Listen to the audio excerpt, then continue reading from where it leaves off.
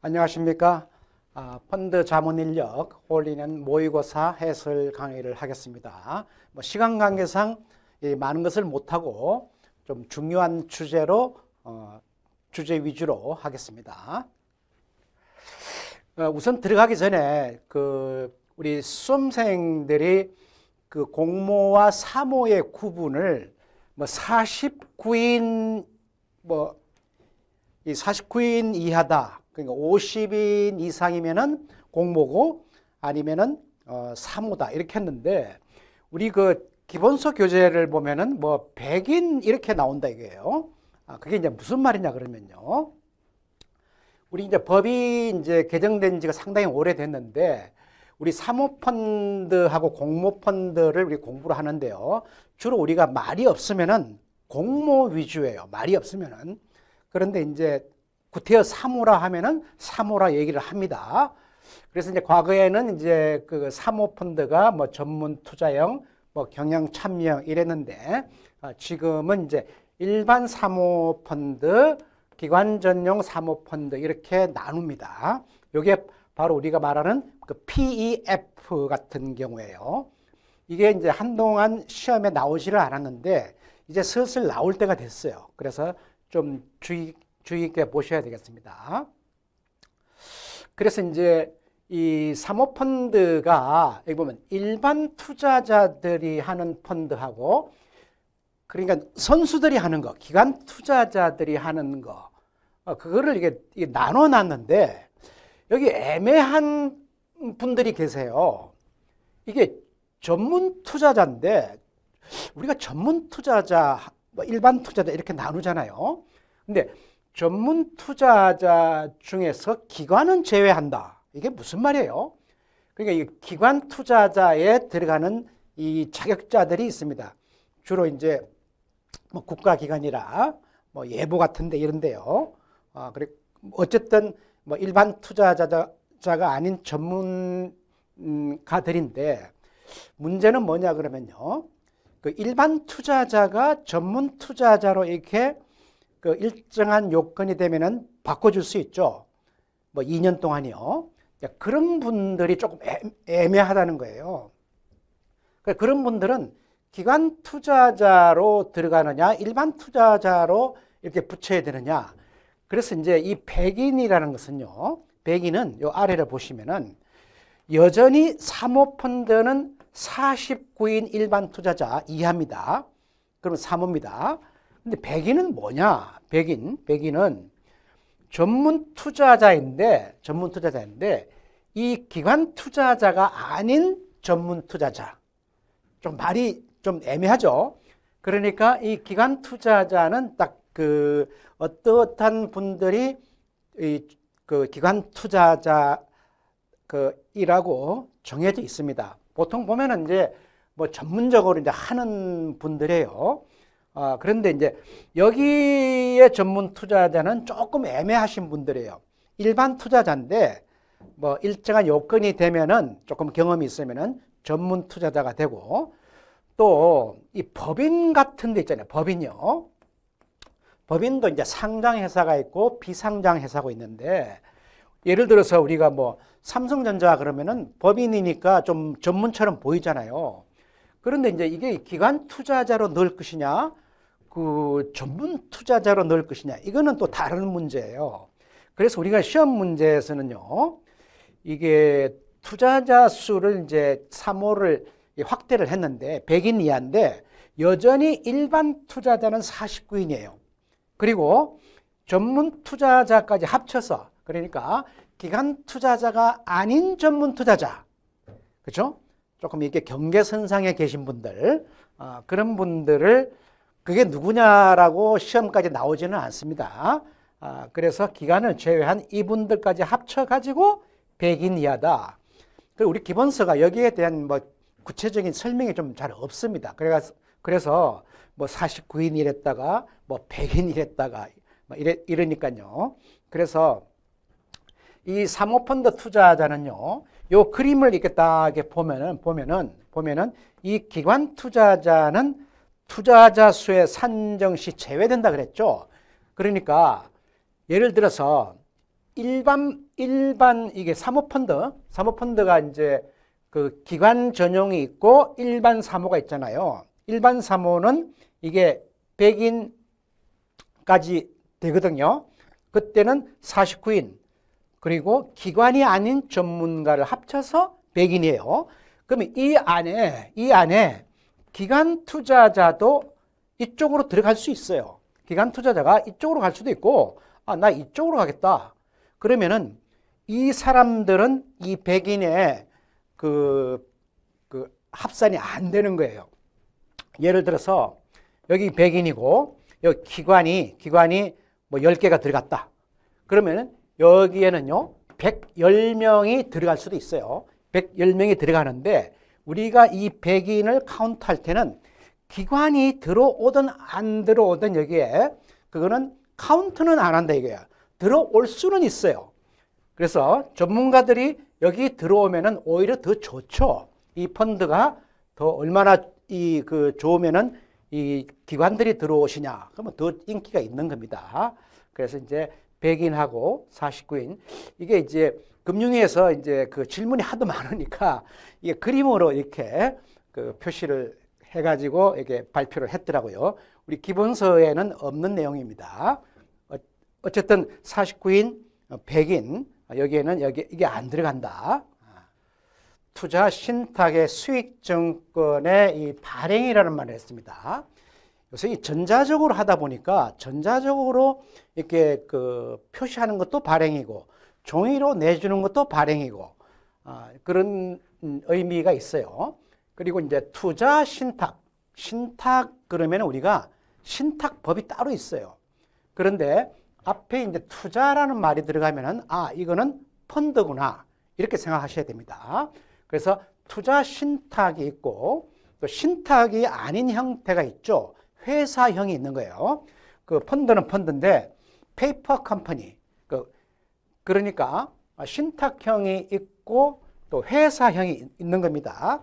그래서 여기서는 이제 투자 신탁의 수익증권 발행 그랬는데 만약에 여기에 투자 회사의 발행 그러면 이게 뭐가 됩니까?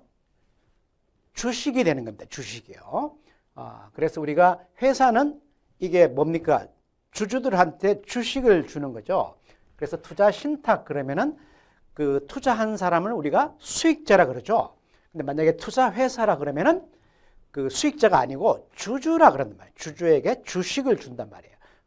그러니까 그거나 뭐 이거나 저거나 이 스킴은 그 비슷한 겁니다. 그 설명이다. 적절하지 않는 것은 자, 투자 신탁을 우리가 설립 이런 말을 씁니다. 투자 회사는 설립이고 투자 신탁은 설정이라는 말을 씁니다. 그래서 집합투자업자는 운용사죠. 수익증권의 발행각 전액이 돈이 들어왔어요. 신탁업자의 확인을 받아. 그러니까 집합투자업자는 고객의 돈을 보관할 수가 없어요. 이 크로스 체크를 하는 거예요.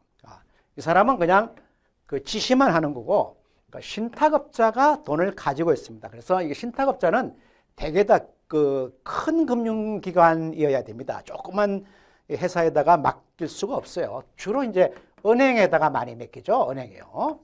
은행이 주로 이제 신탁업자 같아요. 꼭 그럴 필요는 없는데 신탁업자의 확인을 받아. 신탁업자가 돈 다 들어왔어요. 얘가 물어볼 거 아닙니까? 돈을 어차피 얘가 가지고 있으니까. 그래서 우리가 종이로 발행을 안 하다 보니까 모든 우리가 주식 투자를 하면은 증권은 어디로 들어갑니까? 한국 예탁결제원으로 들어가죠. 예탁결제원으로 들어가는 거예요. 그러니까 그 결제원, 예탁결제원이에요. 결제원의 명의인입니다. 명의인. 실제 이 수익증권의 주인은 누굽니까? 그 사람들이 이 수익증권은 이 김영식 투자자 이름으로 돼 있는데 이게 이제 샀다 팔았다 하니까 또 이게 뭐 배당금이 나올 수도 있고 막 이렇지 않습니까? 그래서 예탁결제원이 이 그 수익자의 이 기명된 수익자 대신 그 역할을 해주기 위해서 법적으로 만약에 펀드 안에 있는 어떤 주식에 그 삼성전자가 있어요. 그럼 배당금을 이렇게 받아야 될 거 아닙니까? 그럴 때 우리 투자자가 삼성전자에 가서 이렇게 뭐 받는 게 아니니까 이게 이제 예탁결제원이 받아가지고 그냥 명의만 빌려준 겁니다. 이게 이제 그 사고 팔고 하다 보면은 이 소유권이 넘어가야 되잖아요. 그럼 이 사람의 이제 이름을 투자자의 허락을 받아야 되는데 언제 그러고 있냐 이거예요. 그래서 명의를 하고 실제는 이 사람이에요. 그 발행해야 된다. 이게 되게 중요합니다. 이거는 이제 모든 펀드가 다 이런 식으로 되어 있습니다. 그리고 수익자. 이게 투자 신탁이니까 수익자죠. 수익자가 요게 김영식일 때 요 이름 들어가신 분이죠. 신탁 원본이라는 뜻이 뭡니까? 원래 원금인데요. 원금인데 우리가 신탁이라는 것은요. 돈으로 이렇게 신탁이 뭡니까? 믿고 맡기는 거죠. 우리 신탁법에 보면요. 신탁은 믿고 맡기는 건데 이게 금전만 맡기는 게 아니고 우리는 재산을 맡기는 수도 있거든요. 맡기잖아요. 빌딩 건물이 있는데 건물주가 연세가 많으셔가지고 이거 좀 관리 좀 해다오. 그러면은 이거는 돈이 아니잖아요. 이거는 물건이잖아요. 물건. 그죠? 물건이 된단 말이죠. 그러니까 이제 뭐든지 맡길 수 있으니까 돈만 있는 게 아니니까 이거를 이제 우리가 원본이란 말을 써요. 원본. 그렇다고 해서 신탁 원금 그렇다고 해서 뭐 틀리다고 말을 할 수는 없어요. 그래서 우리가 신탁 그러면 원본이란 말을 그 말을 옛날부터 막 써왔습니다. 이런 뭐 이익의 분배 등에 관하여 수익 자수에 따라 이런 거죠. 균등한 권리다. 내가 그 투자한 것만큼 권리가 있는 거죠. 그래서 우리 주식 같으면은 우리가 뭐가 있어요? 보통주가 있지 않습니까? 보통주. 이게 하나의 보통주 형식이에요. 보통주. 우리 주식은 우선주가 있죠. 우선주.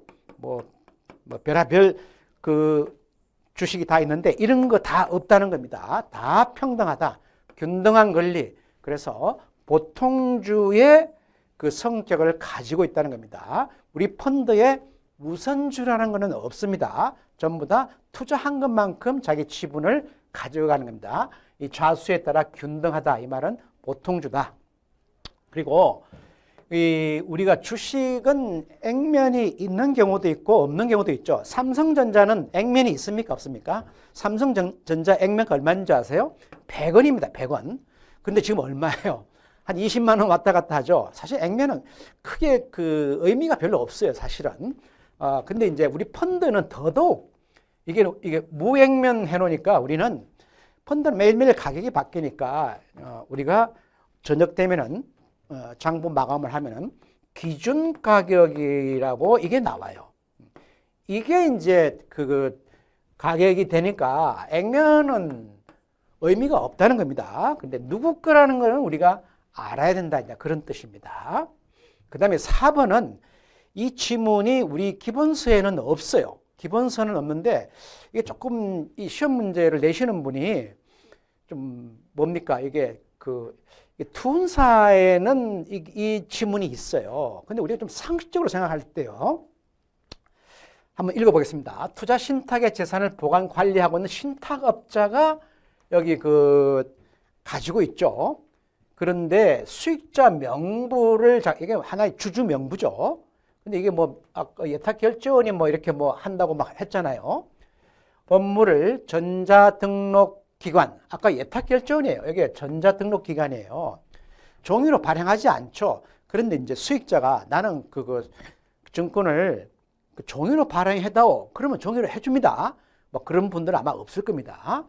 여기에 이제 위탁을 해야 되는데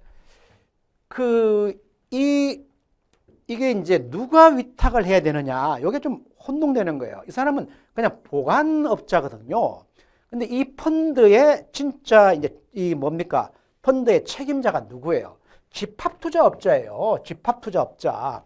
집합투자업자가 얘한테 맡겨놨는데 이게 이제 뭡니까? 요 전자등록에 관한 위탁자가 누구냐 그러면요.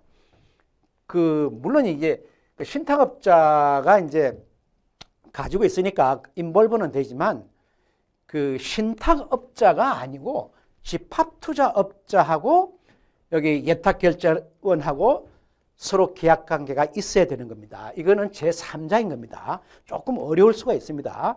우리 그 기본서에는 없지만 이 투운사 기본서에는 분명히 나와 있어요. 그래서 시험이 조금 어렵게 나올 때는 물론 이게 이제 아래 위에 세 개가 맞으면은 당연히 이게 이제 그거 뭐 틀리게 되겠죠. 뭐 그렇게 풀 수도 있는 건데 어쨌든 그 보관관리 신탁업자가 아니고 집합투자업자가 이 주인이단 말이에요. 이 사람은 좀 제3자다 이런 겁니다. 그냥 물건을 좀 맡겨놓은 창고 주인인 거다. 창고 주인하고 이 예탁원하고 이게 계약을 하는 거는 아니다 이거지. 계약은 집합투자업자하고 결제원하고 계약을 하고 집합투자업자가 신탁업자한테 지시를 하는 거지. 저쪽으로 보내라고. 그런 얘기입니다. 답은 4번이 되겠습니다.